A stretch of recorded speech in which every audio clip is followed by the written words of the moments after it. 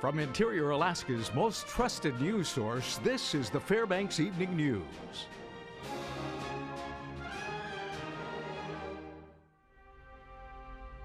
Good evening, and thank you for joining us. Our top story this evening, new developments in the case of the Fbx 4. An Anchorage-based law firm has signed on pro bono to work with the Alaska Innocence Project on the case. Kevin Pease, Eugene Vent, Marvin Roberts, and George Fries were convicted for the 1997 murder of Jonathan Hartman. The case has been in litigation for over a year after the Alaska Innocence Project filed a post-conviction relief filing in Fairbanks Superior Court. Another announcement was made this afternoon, namely that the Department of Justice has responded to TCC's request for an independent federal review. The department has confirmed they are monitoring the case. Monitoring the case, and if anything warrants at the conclusion of the case, their action, that they'll take some sort of action. The international law firm of Dorsey and Whitney have come on as co-counsel to the case, and so they'll be lending their expertise and their resources in the fight for justice in this case. A former captain for the Alaska State Troopers will not go to trial as scheduled. 76-year-old Warren Tanner is scheduled to change his plea in Fairbanks Superior Court on April 7th. Tanner is charged with 6 felony counts of sexual abuse of a minor. A local news outlet reported Tanner was likely to serve 40 years jail time as part of the deal, but that has not been confirmed by either party. According to court documents, Tanner allegedly abused the victim in his North Pole home, forcing her to undress and then inappropriately touching her. The abuse dates back to 2003 when the alleged victim was 3 or 4 years old and continued until 2011. Both attorneys in the case say it's premature to say anything about the sentencing or the case until it is finalized in court. My professional obligations, I'm not at liberty to discuss any of the potential resolution or any of the negotiations or anything that pertains to the case until we are actually in court. We've discussed matters, but until the plea is entered, then all matters are still subject to negotiation. He's currently set for sentencing the first week of April, and it's the Tuesday after Easter Sunday, and at that point the sentence will be placed on the record, and at that point I think it would be appropriate then for the news to know about what the sentence will be. A Nulato man has been indicted by a Fairbanks grand jury on multiple counts of sexual assault. 32-year-old Joseph George Solomon faces 4 counts in both the first and second degree. Today, Solomon pleaded not guilty to all charges. According to the indictment, the alleged assault occurred in May of 2014 in Nulato, when Solomon is said to have raped an incapacitated victim. A jury trial was set for May. Governor Bill Walker has transmitted a bill to the Alaska legislature that he claims will provide health care coverage to up to 42,000 low-income Alaskans, reform Medicaid, and bring more money into the state. Walker had included Medicaid expansion provisions in his operating budget, but those were stripped by House lawmakers. Speaking at a press conference in Juneau today, Walker described the bill as one that takes advantage of available federal resources by accepting an estimated $146 million in federal Medicaid expansion money. It also lays out his plans to reform the state's Medicaid system to ensure the program is affordable over the long term. The money is expected to generate an estimated 4,000 jobs and $1.2 billion in wages and salaries. With the current legislative session better than halfway complete, it is unclear how far this bill will advance, but Walker says it's positive legislation for the state in many ways. The number one reason is just for healthy Alaskans. Anytime you can provide health care for opportunity for over 40,000 Alaskans, that's a good thing. That's a good day to do that. That's the right thing to do, and that's why we're doing it. It's healthy for the general fund. The general fund, we pay lots of dollars out on general fund for health care that we'll not have to. And now, as a result of once this is in place, to receive federal funding for replace general fund dollars. When we come back, it was the second day of the Tanana Chiefs Conference annual convention. Also in our weekly health report, as it is St. Patrick's Day, you might be surprised to learn how good Irish dancing is for you. These stories and more when we return. Welcome back. 2 days of the Tanana Chiefs Conference annual convention included a co-keynote address that represented 2 generations of tribal leadership. Trimble Gilbert was born in Arctic Village in 1935 and is the 2nd traditional chief of TCC. He spoke first, urging those in attendance to go back to their villages and speak of needed unity among tribes over the next 100 years. His niece, Charlene Stern, is a member of the Venati tribal government and an assistant professor of rural development at UAF. She called for 2 strategies to implement this year's convention theme of Stronger Together for the next 100 years. Those two strategies are grit and sovereignty, and the good news is we have both of them at our fingertips. We have to start regarding ourselves as the 42 sovereign tribal nations that we are, and who represent a people that have been here for thousands of years and who don't have plans to go anywhere. One of the things we know next 100 years, how we're gonna work with each other about the alcohols and marijuana is legalized. Oil spill research was the topic of today's general member luncheon of the Chamber of Commerce. Vice Chancellor for Research at UAF, Nettie LaBelle-Hamer, discussed the possibility of building an Arctic Center at UAF. The center would be used to focus on oil spill-related research and education. LaBelle-Hamer expressed that Fairbanks is the best location for collecting polar satellite information. She also stated that building an Arctic Center could accelerate and promote the knowledge and technology between the university, industry, and government. Industry does a lot of research, and a lot of it's proprietary. University does a lot of research, and a lot of it is published in peer review articles in journals that are not reachable by a lot of people. We want to take both of those things, bring them together, and make it more accessible and more applicable. The Alaska Dog Mushers Association is looking to revitalize the oldest continuously run sled dog race in the world. The Open North American Sled Dog Championship celebrates its 70th anniversary with 3 days of sprint racing and a special new event this year. Tomorrow, the festivities will kick off with a Mushers Parade at 5 p.m., and the public is invited to be part of this new idea. The parade is intended for the mushers to showcase their trucks and their dogs as they march to Pioneer Park. This year's Open North American Championship will have the biggest purse the event has ever had, but the main event tomorrow will be the parade. So it's the first time we're ever parading the dog trucks from the Fairbanks Curling Club at 5 to Pioneer Park at 6, and we're going to do a social hour at the Fairbanks Curling Club, where we'll do a celebratory dance and by the Fairbanks Native Association potlatch dancers. And then we'll all move over to Pioneer Park, and that's where we'll do the mushers draw and the Calcutta and a meet and greet with the mushers. Today is St. Patrick's Day, so what better way to exercise than Irish dance? Monty Bowen has more now in this week's Health Report. If you're looking for a fun way to exercise on St. Patrick's Day or any day, Irish dancing might be for you. Dr. Kim Gladden is a physician who says dancing, but in particular Irish dancing, provides many physical benefits. So energetic is you can get a cardiovascular workout, you get your heart rate up, you're moving large muscle groups rhythmically, so it fits the criteria for an aerobic workout if you're doing it in a sustained fashion. A recent study in the New England Journal of Medicine found dancing may decrease your risk of developing dementia. Having to think about rhythm and time your movements and learn the choreography, because as you're learning choreography, you're really having to think and ingrain movement, and it fires patterns in the brain that I think are very beneficial. Dr. Gladden said you can experience the same health benefits through many different types of dance, not just Irish dancing. She said to remember that dancing for exercise is also fun, so you may be more inclined to keep it up. This is Monty Bowen reporting. The Health Report is brought to you by the Ear, Nose, and Throat Clinic, located in the Medical Dental Arts Building, and by Interior Women's Health, located on 1626 30th Avenue. That was interesting. Yeah, you dance. You should try that out. I do. I've never done Irish dancing, but I've always really wanted to try. Yeah, it's very elegant, I think, in a strange way, but they don't move their arms. They don't. There's a reason for that. Yeah, I don't know either. I don't know what it is, but there is a reason for that.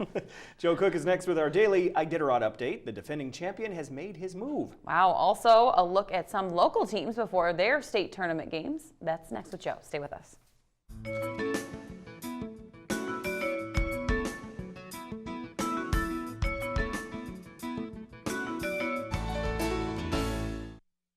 Welcome back, Interior Alaska. Joe Cook here in a sports seat for you this evening with your Tuesday sports. It's looking like the 43rd Iditarod could be Dallas Seavey's to lose at this point. He was the first into White Mountain this morning just after 10 a.m. He left Elam about 15 minutes before Aaron Burmeister. However, Dallas's father, Mitch Seavey, is in second place. Mitch was the second musher out of Elam and arrived in White Mountain this afternoon. Burmeister sits in third place. Montana native and Fairbanks resident Jesse Royer is fourth, and Allie Zirkle completes the top 5. It could come down to Dallas or Mitch Seavey as the safety checkpoint is next before the Nome finish. Both Glen Allen Panthers teams have advanced to the 2A state semifinals. The Minto girls and Fort Yukon boys are competing in the consolation brackets. Alaska's March Madness is in full swing. Thursday, 3 interior 3A teams and 3 4A teams will be in the ASAA state tourney. Tonight, we visit the 4A teams. Here's more. The undefeated West Valley girls will begin tournament play bright and early on Thursday. They face Thunder Mountain at 8 a.m., a team they beat by 2 points in their first meeting. Even with the much talked about early start, the 24-0 West Valley Wolfpack aren't worried about waking up. I think it's going to be good. I think we're going to come out really strong in the first game. 8 a.m., I don't think it's going to bother us. We wake up early anyways. We want to win state. That is our dream. So that's what we're working on this whole season. We've been focusing on the little things, fundamentals, and then transferring into games and just staying positive. And I think that's one main reasons why we're winning. Staying with the pack, the West Valley boys are coming off their first MAC title in 10 years and have a headline matchup against the top team in the state, the West Anchorage Eagles. They are led by 3 all-state players, but West Valley is 7-0 with a full and healthy roster and have beaten 3 teams ranked in the top 10. I mean, we have a deep team. We have shooters, we have ball handlers. Like, we only have like 3 big men, but we have enough to be able to swap out in and out and still be able to dominate on the boards. We just got to go in there and be confident and know that we ain't got nothing to lose because, I mean, we're going in as an AC, but we know that we're a good team and we know that we could make some noise. So we just got to be going there confident and at the same time humble though and knowing that we can do this thing. The Lathrop boys basketball team will have a tough matchup. They will face the defending champion Service Cougars in the first round. Lathrop is using the loss to West Valley in the MAC final and their history of first round exits to fuel them for a deep tournament run. First round games, that's what we're known for. And we're just trying to get rid of that reputation of losing the first round and just advance. I feel like we just got to take it one game at a time. Last year we looked ahead, kind of, didn't take the first round serious. So this year we just got to focus on the first round. If we get that one, I think it'll give us kind of confidence, and that can help us out later. So the West Valley girls open the tournament at 8 a.m. against Thunder Mountain. Lathrop will face Service at 6:50 p.m. and West Anchorage and West Valley will meet in the nightcap at 8:30 in the Sullivan Arena on Thursday in day 1 of the ASAA First National Bank State Basketball Tournament. And it's the last Nannett Corner. The athletic calendar came to a close over the weekend. Here's some moments from the 2014-2015 UAF athletic season.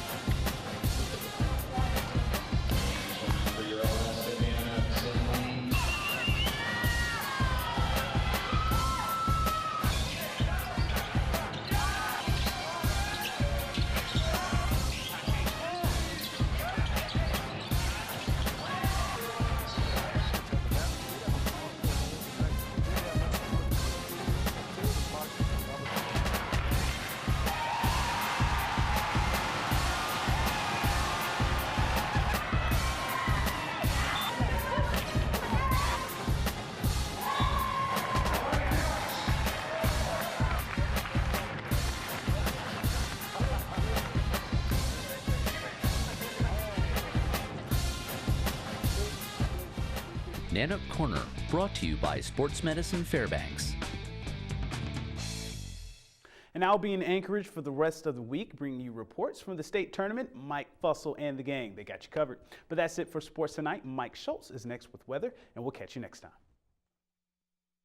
Hello, everyone. Welcome back into the Fairbanks Evening News for Tuesday night. Mike Schultz with you once again, talking about weather. And what a day. Over 40 degrees in many areas around the interior, and the ice is starting to melt. We're looking at these temperatures to continue. Once again, another 40-degree plus day tomorrow, and that will continue into the weekend. Boy, this is great weather, and it means that the ice is melting, right? which means the ice park is in jeopardy. So if you want to get a chance to see some beautiful ice sculptures, you want to get out there now. Nancy Hummel was able to capture one of the beautiful creations out there. This might have been first place, I think. This is a dragon at the Ice Alaska Park. And once again, you can see the ornate cutting of the ice there. Just gorgeous. As always, if you have a photograph you want to share, by all means send it to photos at ktvf11.com. We'll share with the rest of the audience. Our almanac looks like this right now, 37 degrees. That's our high at the airport officially, but in many places, like I said, in the low 40s. Record high 46 in 1981, 41 below in 1964. Sunrise and sunset, about 12 hours and 2 minutes of daylight. Again, it's 7 minutes from yesterday. And once again, you can see the Alaska Range, the good guy here, blocking all the moisture out from getting into the Fairbanks area. There's a lot of moisture over southeast Alaska and over the southwest part of the state, but that's not really affecting us at all. As you go to the big map, you'll see the rains are once again widespread across much of southeast Alaska, all the way over to Kodiak Island. Another great day in Anchorage, 49 degrees there. 49 degrees, that's nice. Cold Bay, 41, some showers there. Up and down the west coast, it's 40 degrees at Bethel, but a little cooler at Nome. 19 degrees as they wait the ending of the Iditarod tonight. Barrow, 2 degrees below zero, and Fort Yukon at 19 above. Lower 48 weather, looking over the Pacific Northwest. The rains have moved out of the picture once again, and nice weather up and down the west coast. Another warm day in Phoenix, 91 degrees. Thunderstorms rumbling around the Texas area. Dallas at 81 degrees. Some showers in Minneapolis, 45. Elsewhere, the showers have stopped over the New York area, but more rain is falling across the deep south. On the satellite and radar, you can see the energy from that system moving offshore. That's not giving any problems there, but new moisture coming up from Mexico, of all places, bringing a lot of rain with it, and that is moving across parts of Texas. Scattered showers along the northern Rockies and across the Pacific Northwest, but nothing out over the Pacific Ocean to come in. Now, as far as what lies ahead later on this week, the jet stream way up to the north, that is really far up north. That allows all the warm air from the tropics to start working its way up from the south to the north. Showers will continue across much of the deep south. Mix of rains and snow over the northeast, while over the Pacific Northwest, a new storm system will bring more rain across the northwest sections of the country. Well, back to Alaska for tomorrow in the northern sections. Mostly sunny skies at Barrow and Fort Yukon. Morning showers will give way to a few clouds in the afternoon in the Nome region. And as far as the interior is concerned, couldn't ask for better. Lots of sunshine for Fairbanks and Delta, and scattered clouds at Haley. Over southeast Alaska, well, the rains will continue there. Chance of rain in Juneau, but rain is likely for Ketchikan. Again, temperatures in the mid to upper 40s. Over the southwest part of the state, looking at snow showers at Cold Bay, rain showers for Bethel, and also at Kodiak Island. While over the south central sections, rain and snow is expected in Anchorage and Valdez, and rain showers for Homer, once again with temperatures very, very comfortable. Now, once again, it's time for our kids' weather, and the kids are on vacation this week for spring vacation, so we're giving you weather facts. And this one goes back to 1990 in Elba, Alabama. They had up to 16 inches of rain in a 24-hour period, causing widespread damage of $25 million or more, and a lot of flooding, as you can well imagine. As always, thanks to Mount McKinley Bank for sponsoring our kids' weather. And the kids will be back with us next week from Northern Lights Academy. So here's your forecast for the remainder of the night. Clear skies and mild. Watch for potential auroras, I should say. They're going on right now as we speak in Minnesota. They've had reports of auroras there, and it's all because of a geomagnetic storm that's going on. The sun is putting out a lot of solar wind our direction, so we have a pretty good chance of seeing some auroras tonight. Tomorrow's forecast, 41 degrees, another beautiful day with lots of sunshine and warmer. And look at the 5-day outlook. It looks really nice all the way through the period. Again, temperatures in the mid to upper 30s, and temperatures are cooling off a little bit overnight lows, but still very comfortable this time of year, and no precipitation in the forecast. Things are looking really good as we end our newscast in a very spiritual way, I guess. Spiritual. Yes. Spirited way. Yes, spirited. That's right. Spirited. I'm very spirited after seeing a 40 degrees finally. Yay! Uh-huh. I like the hat. Yep, we're all dressed in green. Hey, I wear my band every day, so that's my little St. Patrick's thing. Joe. Good. Yeah, come on. Man. Joe has the little Joe bit is of green with envy. Yeah, he is. That's right. Yes. Right. And a lot of green in his pocket, too, probably, imagine. Hopefully, trying to get somebody pinch him. I can pinch me. I have green on right here. Yeah. Ah! That's a double pinch back. We'll do that offset. All right, that'll wrap up this edition of the Fbx Evening News. We're glad you could join us. Tonight on ABC Nightly News, Benjamin Netanyahu, thanks, has declared victory in Israel's close election. That's next with Lester Holt. We'll have all the details. And always a reminder, join us here 6 days a week at 6 and 11 or online anytime at webcenter11.com. From all of us here at the News Center, have a good night.